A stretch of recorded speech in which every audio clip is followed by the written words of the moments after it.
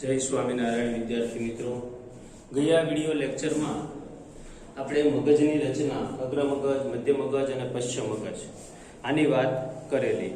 હવે આજે એક નવો ટોપિક નાનો એવો છે, બરાબર. આજે જે આપણે ભણવાનું છે એને તમે આમ પેજની દ્રષ્ટિએ ગણો ને તો બહુ ઝાઝા બધા પેજ છે લખેલા ચોપડીમાં, બરાબર છે.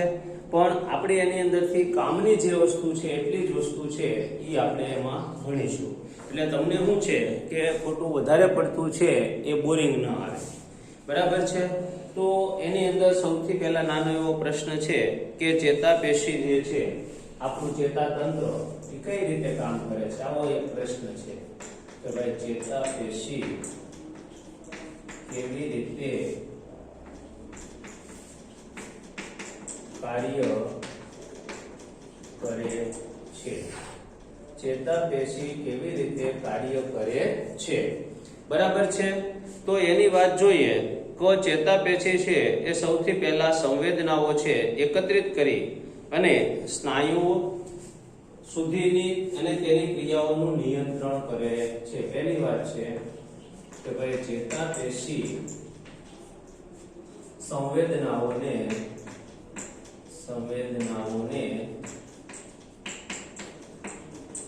ગ્રહણ કરીને સ્નાયુઓ સંવેદનાઓને ગ્રહણ કરીને એકત્રિત કરે છે અને તેને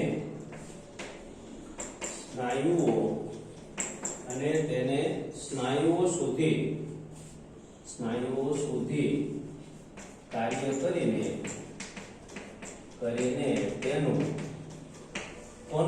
એટલે કોનું, સ્નાયુઓનું નિયંત્રણ કરે છે. આપણા શરીરની અંદર જો દરેક કાર્ય કરે છે ને એની સાથે સ્નાયુઓ સંકળાયેલા છે. આપણને એમ થાય છે કે આપણો હાથ વળ્યો, તો આપણો હાથ વળ્યો છે તો આપણા હાથમાં શું વળ્યું, તો કે આપણા હાથના સ્નાયુઓ વળે છે. સમજો તમે, આપણા હાથના શું વળે છે, સ્નાયુઓ વળે છે અને આ સ્નાયુઓ આ માટેના કાર્યો કરે છે. પછી જ્યારે ક્રિયા કે હલનચલન થાય ત્યારે સ્નાયુ પેશી, જ્યારે કોઈ ક્રિયા કે હલનચલન થાય ત્યારે સ્નાયુ પેશી એ હલનચલન થાય ત્યારે સ્નાયુ પેશીએ અંતિમ તબક્કામાં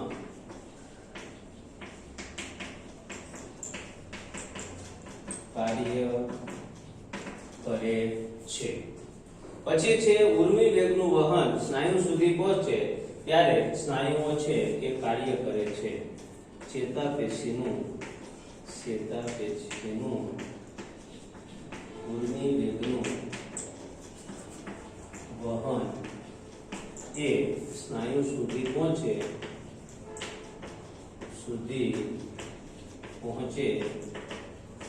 ત્યારે તે કાર્ય કરે છે. ઘણી વખત સ્નાયુઓ પોતાનો આકાર બદલીને પણ કાર્ય કરતા હોય છે. ઘણી વખત સ્નાયુઓ પોતાનો આકાર બદલીને પણ કાર્ય કરતા હોય છે. સ્નાયુમાં વિશિષ્ટ પ્રકારનું સંકોચનશીલ પ્રોટીન હોય છે. આ સ્નાયુમાં વિશિષ્ટ પ્રકારનું સંકોચનશીલ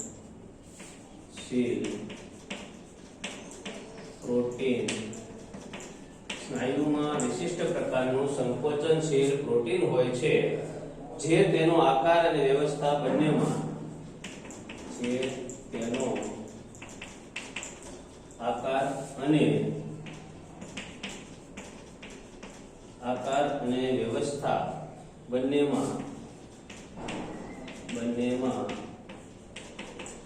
ફેરફાર લાવી શકે છે. તો આ ચેતાપેશી કેવી રીતે કાર્ય કરે છે એના વિશેની આ વાત આપણે થઈ. હવે તમે જુઓ, હવે આપણે જોવાનું છે વનસ્પતિ વિશે. આ તમે બાકી નોટમાં એક પ્રશ્ન લખી નાખજો. હવે વનસ્પતિ વિશેના સંકલન. તો વનસ્પતિમાં હું તમને એક પ્રશ્ન લખાવું છું. આ પ્રશ્નનો જવાબ તમારે જાતે લખવાનો છે કે લજામણીના પર્ણો. તમારા પાના નંબર જે છે 122 પ્રશ્નો જે આપેલા છે એની અંદર તમારે એક આ લખવાનું છે. એ પ્રશ્નનો જવાબ તમારી જાતે લખવાનો છે કે લજામણીના પર્ણો હલનચલન એ પ્રકાશ પર્વની ગતિ કેવી રીતે ભિન્ન છે. બરાબર છે. તો જો એ આખું પાનું જે છે એના વિશે તમારે એમાં લખવાનું છે. આ એક પ્રશ્ન હું તમને જાતે લખવા આપું છું લજામણીના છોડનો. હવે આપણે જોવાનું છે વનસ્પતિ. પહેલા તો વનસ્પતિ છે આપણને એમ થાય કે ભાઈ વનસ્પતિ છે એ હલનચલન કરે છે, એમાં કોઈ અસર આવતી છે. તો એની અંદર તમારી ચોપડીની અંદર એક પ્રયોગ આપ્યો છે. જો પાના નંબર 121 ઉપર કે એક રૂમની અંદર તમે છે એ વનસ્પતિના છોડને ઉગાડો. હવે આ વનસ્પતિના છોડને તમે રૂમમાં ઉગાડો તો વનસ્પતિ રૂમ છે એ આખો પેક રાખવાનો છે. એમાં એક જ બારી ખોલવાની છે. શું કરવાનું છે? એક જ બારી ખોલવાની છે. તો એ તમે જે છોડ હશે એ જે બારી ખુલ્લી હશે એ દિશામાં એનો વિકાસ છે એ વધારે થતો જોવા મળશે. તો અહીંયા આ જે પ્રકારનું છે તો વનસ્પતિ છે એ પ્રકાશની દિશામાં આવર્તન બતાવે છે, જેને પ્રકાશાનુવર્તન કહેવામાં આવે છે. ત્યાર પછી એવી રીતે વનસ્પતિના મૂળ જે છે એ ગુરુત્વાકર્ષણને કારણે નીચે તરફ ગતિ કરે છે. વનસ્પતિના મૂળ છે એ કોના કારણે? તો કે ગુરુત્વાકર્ષણને કારણે નીચે તરફ ગતિ કરે છે, એટલે એને ગુરુત્વાનુવર્તન તરીકે ઓળખવામાં આવે છે. આવી બે નાની નાની વાત છે એ વૃદ્ધિને કારણે હલનચલનની અંદર તમારે લખેલું છે. પછી વનસ્પતિની અંદર આપણને એવું થાય કે ભાઈ વનસ્પતિની અંદર ચેતાતંત્ર આવેલું હશે. તો કે હા, વનસ્પતિમાં પણ એક ચોક્કસ પ્રકારનું અમુક અંશે ચેતાતંત્ર આવેલું છે. એની અંદર પણ અંતઃસ્ત્રાવો આવેલા છે. કેવી રીતે? તો કે ફૂલ છે એ ખીલે છે, ફૂલ છે એ કરમાય છે, પર્ણો છે એ પડી જાય છે, ફૂલમાંથી ફળ થાય છે અને ફળ પાછા કલર બદલે છે અને ફળ પાછા પાકે પણ છે.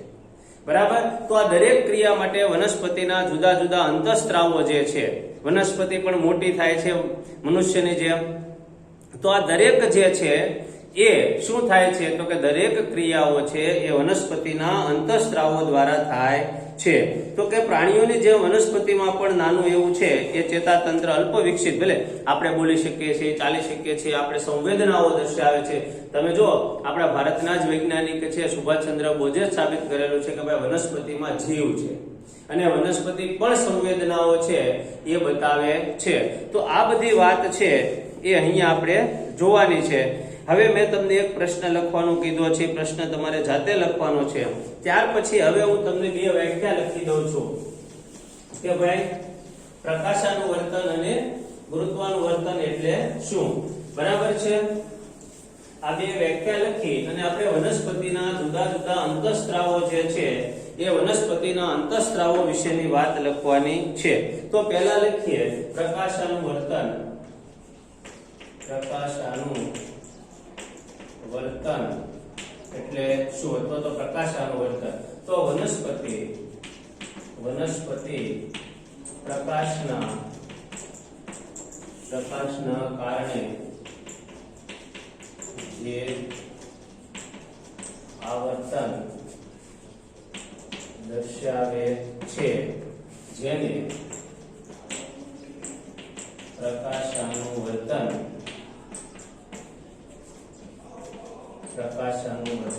કહે છે. ત્યાર પછી બીજી વાત આવે છે ગુરુત્વાનુવર્તન.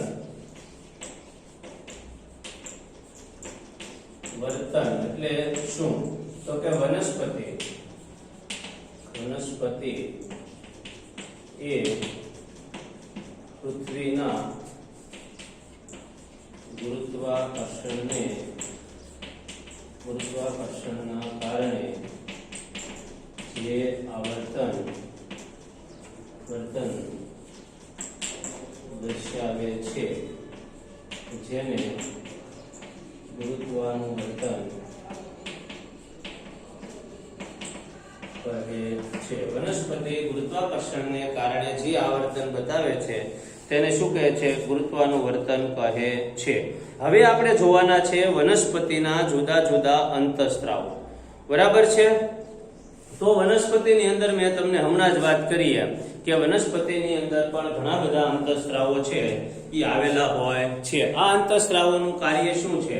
તો કે વનસ્પતિની અંદર પર્ણોનો વિકાસ કરવો, વનસ્પતિની અંદર વૃદ્ધિ કરવી, વનસ્પતિની અંદર ફૂલ ખીલવવા, વનસ્પતિની અંદર ફળ આવવા, અને ફળ છે એના પાકવાની ક્રિયા સાથે પણ આ બધા વનસ્પતિજન્ય અંતઃસ્ત્રાવો છે એ સંકળાયેલા છે. એ અંતઃસ્ત્રાવોના એક એકના આપણે નામ લખતા જઈએ. એટલે આપણે અહીં લખીએ કે ભાઈ વનસ્પતિના વિવિધ અંતઃસ્ત્રાવો જણાવો. વનસ્પતિના વિવિધ અંતઃસ્ત્રાવો જણાવો. તો એમાં સૌથી પહેલા આવે છે ઓક્સિન.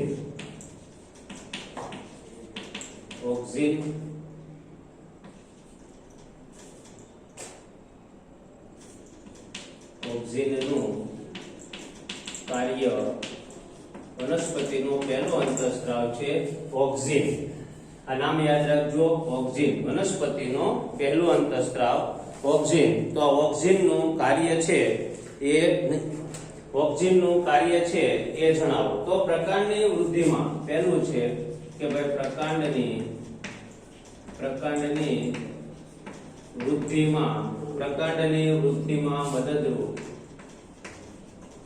મદદરૂપ થાય છે. આ પહેલું કાર્ય છે કે પ્રકાંડની વૃદ્ધિમાં મદદરૂપ થાય છે. પછી બીજું છે તે કોષને લાંબા સમય સુધી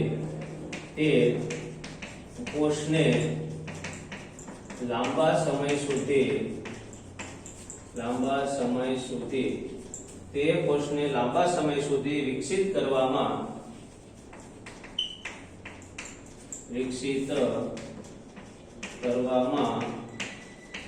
મદદરૂપ થાય છે. તે કોષને લાંબા સમય સુધી વિકસિત કરવામાં મદદરૂપ થાય છે. ત્રીજું છે કે જ્યારે એક તરફથી પ્રકાશ આવે ત્યારે ઓક્સિજન પ્રસરણની દિશામાં છાયાવાળા ભાગમાં, ત્યારે ઓક્સિજન એ પ્રસરણ પામીને છાયાવાળી દિશામાં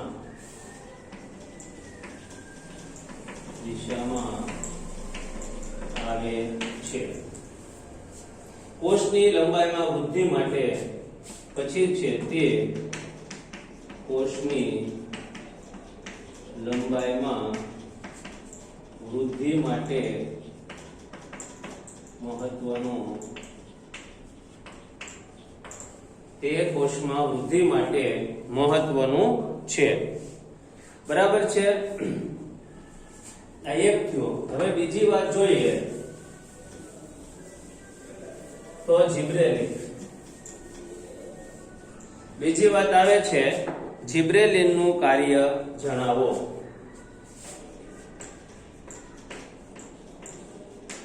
જિબ્રેલિનનું કાર્ય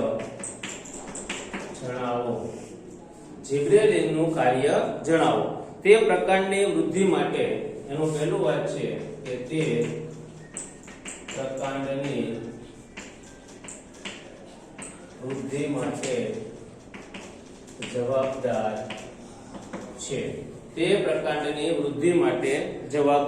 છે. પછી બીજી વાત આવે છે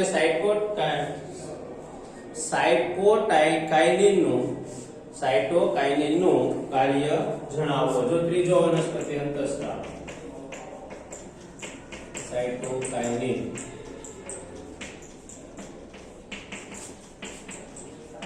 કાર્ય જણાવો. એમાં છે કોષ વિભાજનને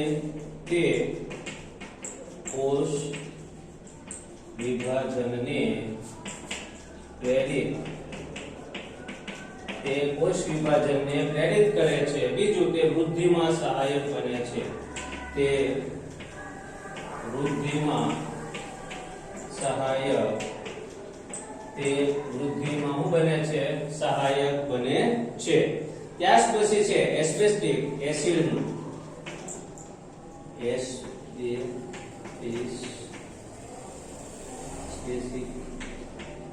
એસિડનું કાર્ય જણાવો. આ બધા વનસ્પતિના અંતઃસ્ત્રાવો છે. પર્ણોને કરમાઈ જવાની ઘટના સાથે સંકલિત છે. પર્ણોને કરમાઈ જવાની ઘટના સાથે સંકલિત છે. તો તમે જુઓ તો આ જુદા જુદા પ્રકારના વનસ્પતિના જે અંતઃસ્ત્રાવો છે એની આપણે બધાની, જો મેં તમને આ એક એક છૂટું પાડીને લખાવ્યું છે. તમારી ચોપડીમાં આખો ફકરો છે, પેરેગ્રાફ છે. વનસ્પતિના અંતઃસ્ત્રાવો છે એનો આખો શું છે? પેરેગ્રાફ છે. બરાબર છે. જ્યારે મેં તમને શું કરાવ્યું છે એમાંથી અમુક વસ્તુઓ જે કામની છે એ બધી છૂટી છૂટી પાડી અને બધું લખાવ્યું છે. એટલે તમારે એટલું યાદ રાખો એટલે તમારે છે એ મોટા ભાગે બધું આવી જાય. હવે આપણે એવી જ રીતે જોવાનું છે પ્રાણીઓના અંતઃસ્ત્રાવો. હવે શું જોવાનું છે? મનુષ્યમાં અથવા તો પ્રાણીઓમાં અંતઃસ્ત્રાવ. જે વનસ્પતિની અંદર જુદા જુદા અંતઃસ્ત્રાવો જુદું જુદું કાર્ય કરે છે, એમ પ્રાણીઓની અંદર પણ બધા જ અંતઃસ્ત્રાવો છે. એમાં મનુષ્યમાં સૌથી વધારે, કે દાખલા તરીકે આપણે કોઈ પણ કામ કરવું હોય તો અંતઃસ્ત્રાવી ગ્રંથિ વગર મનુષ્યની અંદર એ કામ શક્ય બનતું નથી. તો આ બધા જ કાર્યો કરવા માટે જુદા જુદા જે અંતઃસ્ત્રાવો છે આવેલા, એ બધા જ અંતઃસ્ત્રાવો છે એ આપણે એમાં કાર્ય કરે છે. તો જો બધા જ અંતઃસ્ત્રાવોમાં જુદી જુદી વાત આપણે જોતા જઈએ તો સૌથી પહેલા આની અંદર હું તમને સીધા પાછળનું પાનું ફેરવો. વનસ્પતિના અંતઃસ્ત્રાવોમાં જો બે આકૃતિ આપી છે, બરાબર છે. એ બંને આકૃતિની અંદર એક મનુષ્યની પ્રાણીની નરની આકૃતિ છે, એક માદાની આકૃતિ, એટલે કે એક પુરુષની આકૃતિ છે, એક સ્ત્રીની આકૃતિ છે. એમાં બેમાં કોઈ જગ્યાએ ફેરફાર છે નહીં, પણ એક જ જગ્યાએ છે કે પુરુષની અંદર શુક્રપિંડ આવેલા હોય છે, જ્યારે માદાની અંદર એટલે કે સ્ત્રીની અંદર અંડપિંડ આવેલા હોય છે. શુક્રપિંડની અંદર જે અંતઃસ્ત્રાવ ઉત્પન્ન થાય છે ટેસ્ટેસ્ટોરોન છે, અને જ્યારે માદાના અંડપિંડની અંદર જે અંતઃસ્ત્રાવ ઉત્પન્ન થાય છે એ ઇસ્ટ્રોજન છે. આ બે જ વસ્તુમાં ફેરફાર જોવા મળે છે. એટલે કે મનુષ્યની અંદર અંતઃસ્ત્રાવો જે જુદા જુદા થાય છે એની વાત આપણે કરીએ તો જો મનુષ્યની અંદર કયા કયા અંતઃસ્ત્રાવ ઉત્પન્ન થાય છે અને એના કાર્યો શું છે એના વિશેની આપણે વાત છે એ હવે આપણે જોઈએ.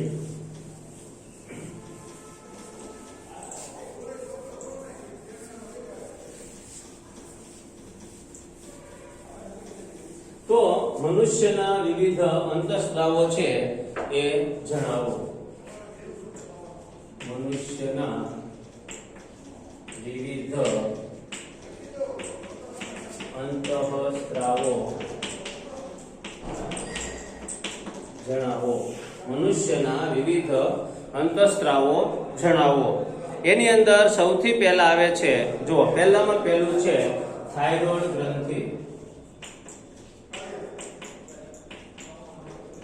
થાઇરોઇડ ગ્રંથિ પહેલું આવે છે થાઇરોઇડ ગ્રંથિ.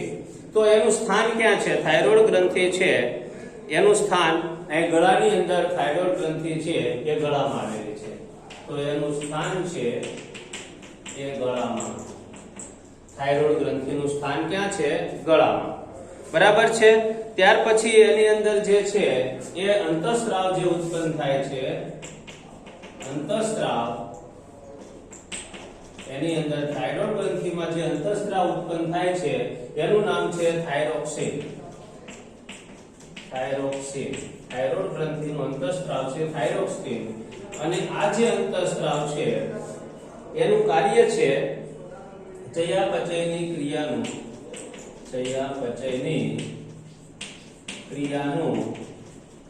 નિયમન કરવું. આ એક કામ છે.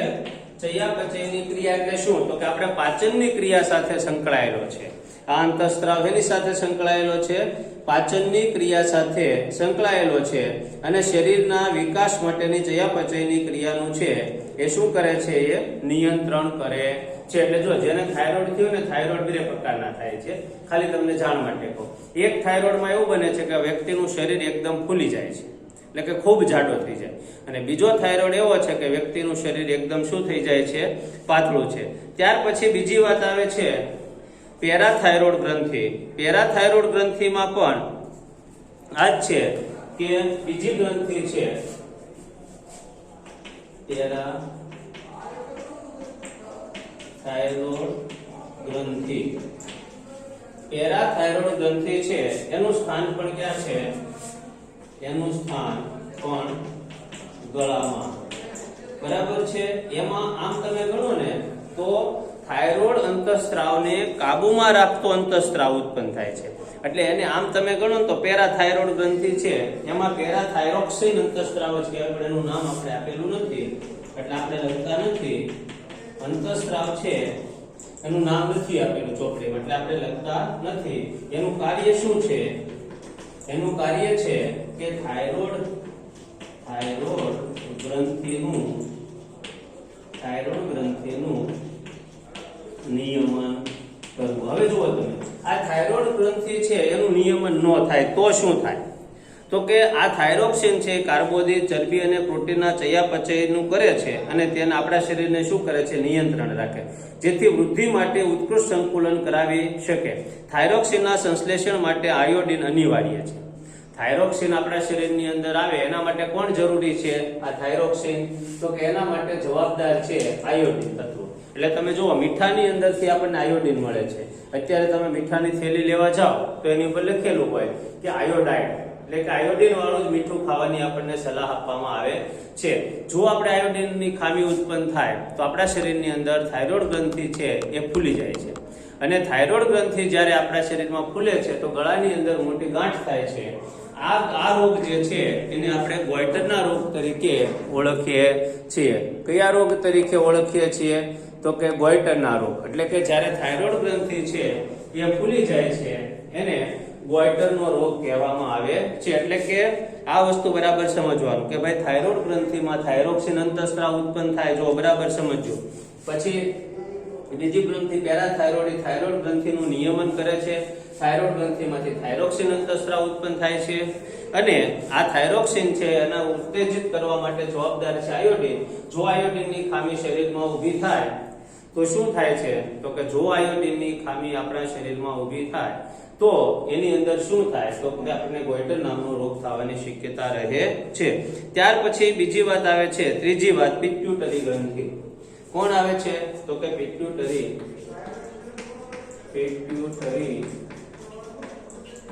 ગ્રંથિ. પિટ્યુટરી ગ્રંથિ જે છે આમ તમે ગણો તો મગજની અંદર આવેલી છે. એનું સ્થાન ક્યાં છે, મધ્ય મગજમાં. સ્થાન મધ્ય મગજમાં. બરાબર છે. એનું સ્થાન છે મધ્ય મગજમાં છે. ત્યાર પછી એની અંદર છે, એની અંદરના અંતઃસ્ત્રાવો. જો હવે છે ને અંતઃસ્ત્રાવો છે એ ગ્રોથ હાર્મોન્સ.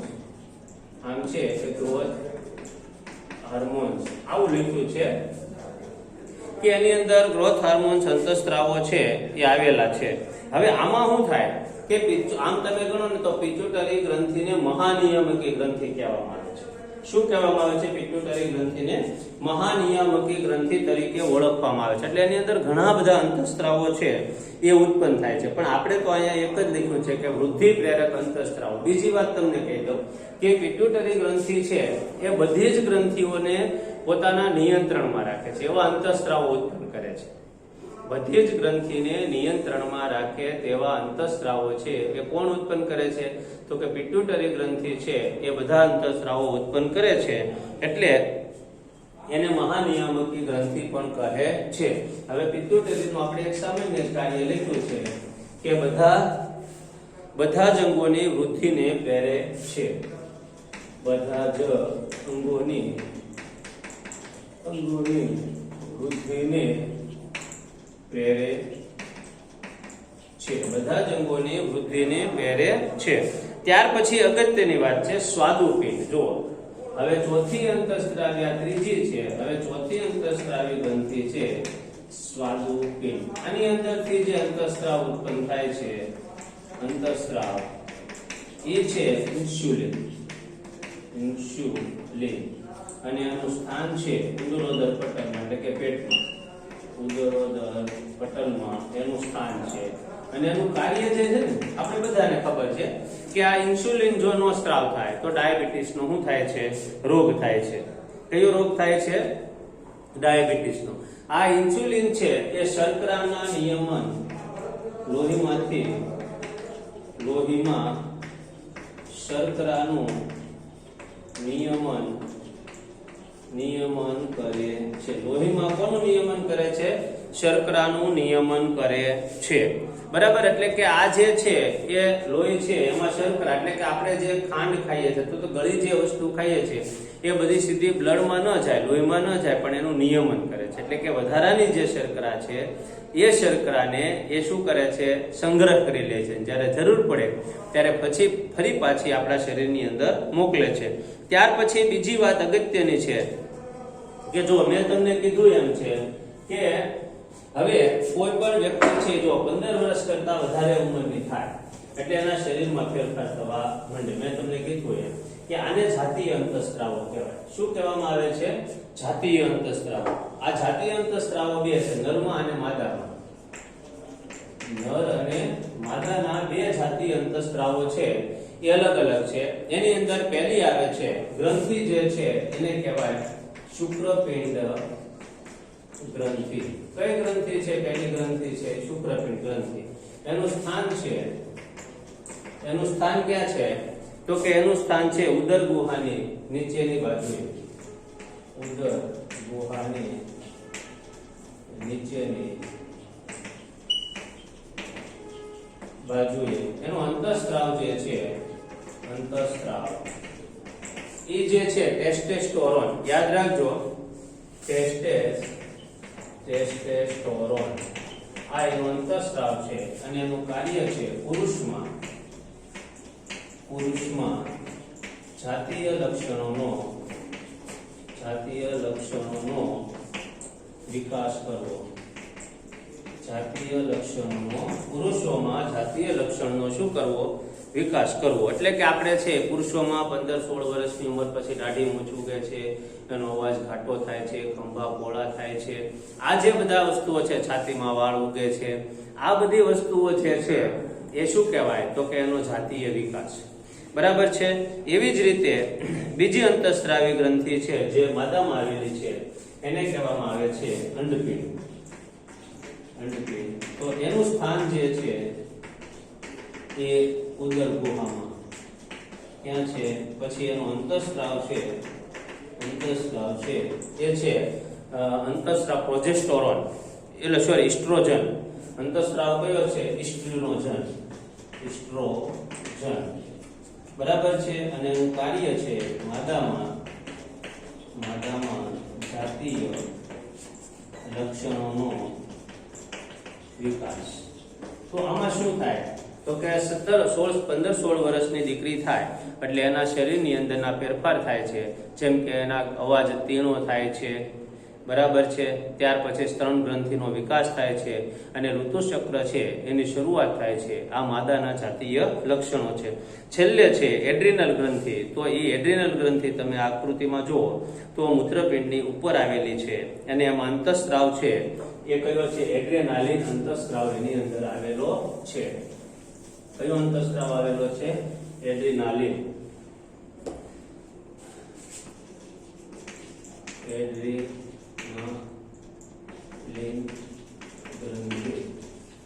તો એનું સ્થાન છે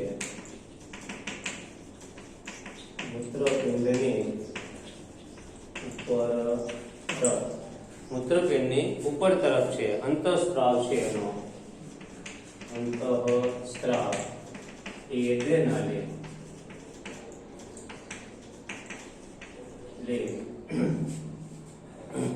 ત્યાર પછી છે એનું કાર્ય જે છે એ ખરેખર જ્યારે સમય હોય તો એમાં કરોયા ભાગો પ્રકારનું કાર્ય કરે છે. કરોયા ભાગો પ્રકારનું કાર્ય કરે છે. એટલે કે જ્યારે સંકટનો સમય હોય ત્યારે આ અંતઃસ્ત્રાવ છે એનો સ્ત્રાવ થાય છે અને એવા સંકટના સમયે શું કરવું એ જ્યારે આપણે નિર્ણય ન લખીએ એટલે આપણને એમ થાય કે આપણે હવે આ કામ કરી શકશું તો ત્યાં આપણને અંતઃસ્ત્રાવ રોકે છે અને આપણને એમ થાય કે હવે આપણે આ કામ નહીં કરી શકીએ અને આપણે આમાં આપણી મજબૂરી છે, આપણે હારી જઈશું, તો આ અંતઃસ્ત્રાવ છે એ ત્યાંથી આપણને એવી સૂચના આપે કે તમે અહીંથી જતા રહ્યો. બરાબર છે. તો અહીંયા આ પાઠ છે એ પૂરો થાય છે. હવે આપણે કાલે શરૂ કરવાનો છે એ પાઠ છે વિદ્યુત. વિદ્યુતનો પાઠ છે એ આપણે 2 થી 3 પીરિયડ છે એ ચાલશે. એની અંદર પણ આપણે પિનપોઈન્ટ જે છે એ જ આપણે લઈશું. વધારે છે એ આપણે એમાં કામનું હોય બધું જ તમને વ્યવસ્થિત રીતે ભણાવશું. અસ્તુ. જય સ્વામી.